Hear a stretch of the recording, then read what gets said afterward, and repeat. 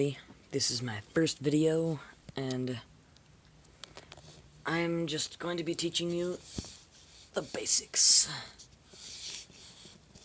So practically everything you really need to know. So we're not going to be using that yet.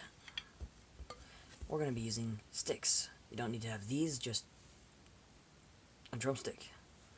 And I suggest Vickfirth because they have this flag right here. It's kind of worn down. This one less worn down. And so it shows this flag here. That's where you put your thumb.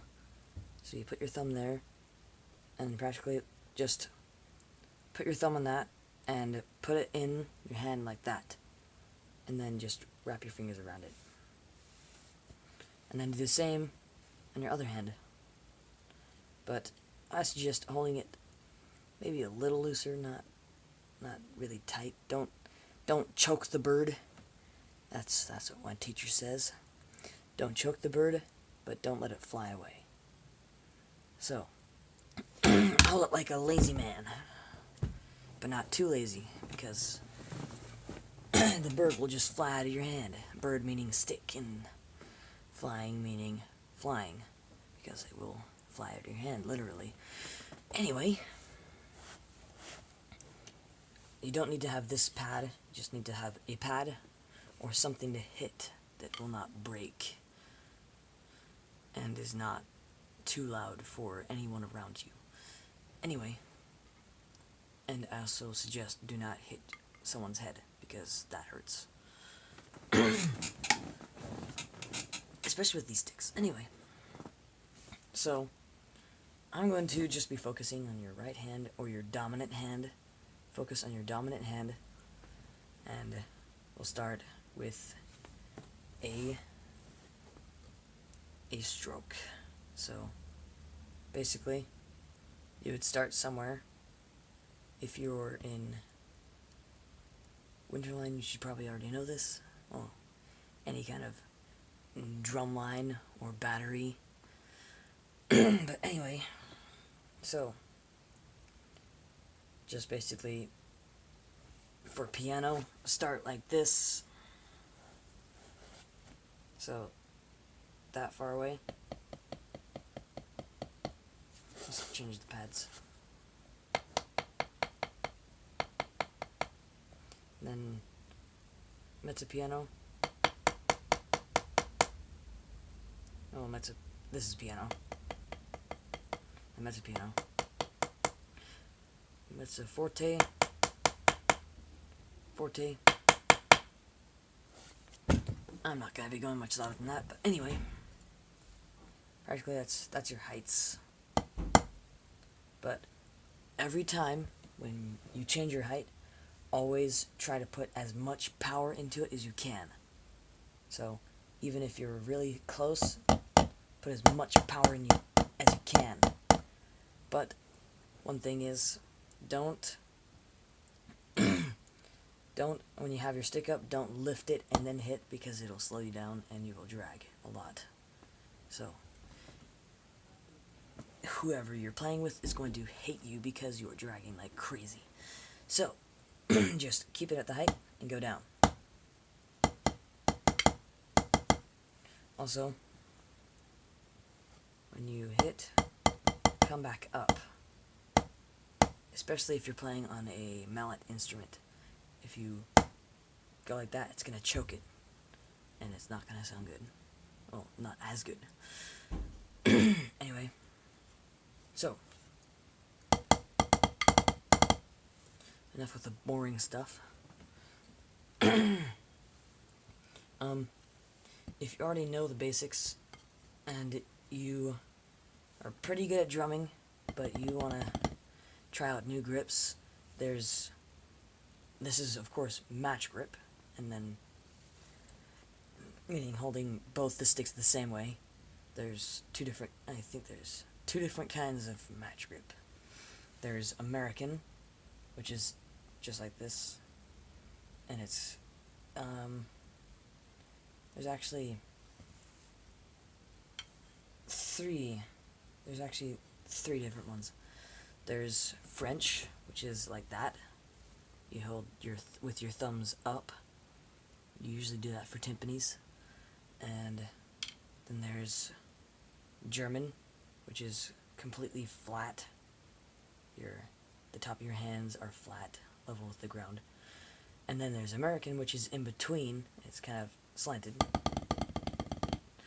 And so French grip is, you usually use your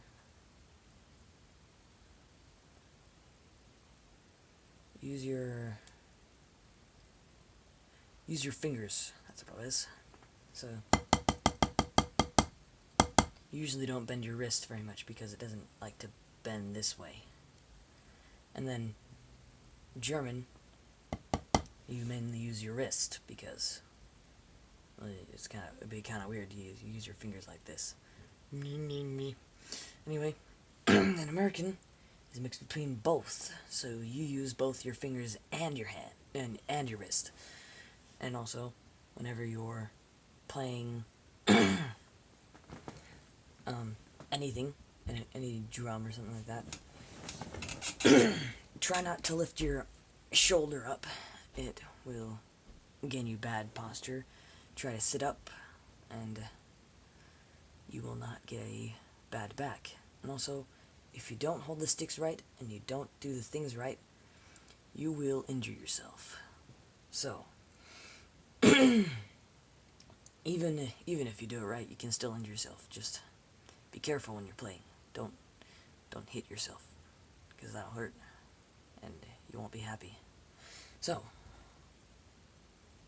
I play with what's called traditional grip, where instead of having both of them like this, you switch it like this.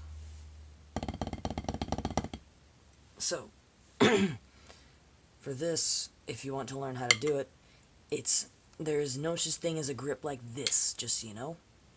Nothing like this. This does not exist. It is a stupid grip. Do not try to do it. If you do it, if you have a teacher, then your teacher's not going to like it very much, unless she or he does not pay attention. Anyway, and also, you don't put, let's just say, you put your thumb, instead of putting your thumb on the flag, you can put your thumb on the flag, then twist it around, then just move it down like that. And then put it like that. So, well, put it like that. So, these two fingers are on top. Keep this one out, and practically just flip everyone off. So, and then you can, like, kind of curve that over, and then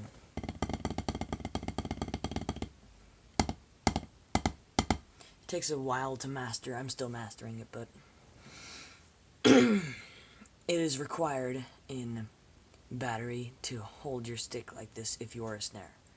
If you are tenor, you're required to hold it a match American grip.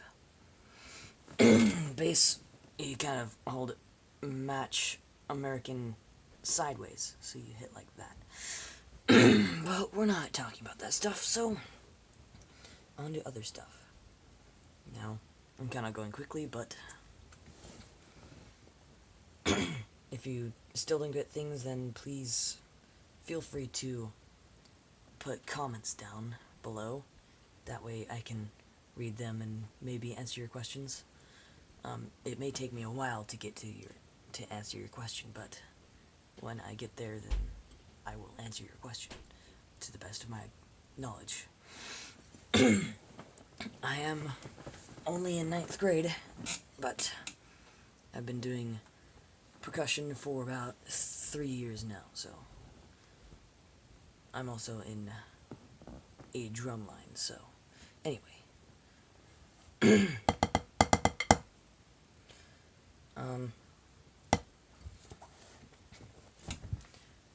Let's get on more with hitting the drum, because that's more fun. So, now that you know how to hold your sticks, or you should know how to hold your sticks, but we'll get into more stuff like that. So, you know how to hit the drum, of course. Just, yeah. pretty cool, yeah. You can hit the drum. Anyway, when you hit it, you come back. I told you that before, but just it's kind of important. And whenever there is a sideways, when there's an arrow pointing to the right above a note, that means accent. So you hit it harder than the rest of the notes. So let's say all these notes are like this. And then the last note is one with the right arrow. The arrow doesn't have a line inside of it, but I mean like that. It's just that. So there's the note, and then a triangle above.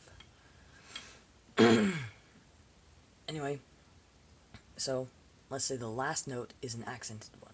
So you'd play it like this. And whenever there is a triangle, then you accent it.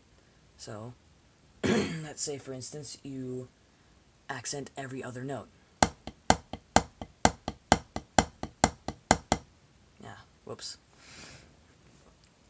Anyway. And now let's say it's the reverse. So it's...